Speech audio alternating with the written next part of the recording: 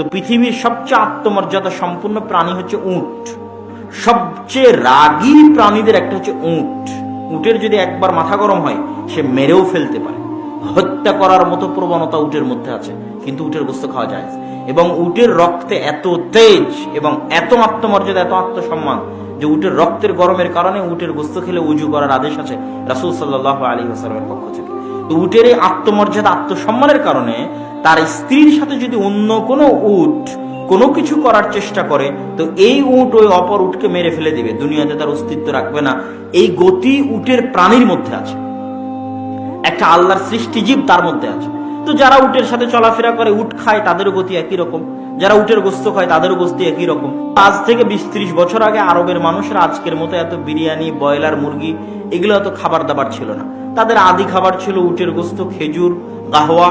ওই আদি খাবারে যারা অভ্যস্ত ছিল তাদের মধ্যে ওই পৌরুষত্ব এখনো আছে। আর বিকৃত অবস্থা এখন যারা আরসি, পেপসি, কোকা-কোলা খাচ্ছে এই যুবক সমাজ, এদেরও ওই খাবারের কারণে তাদের সে পৌরুষত্ব কমে যাচ্ছে। এটা আমি আরাবিয়ান কান্ট্রির কথা বলতেছি।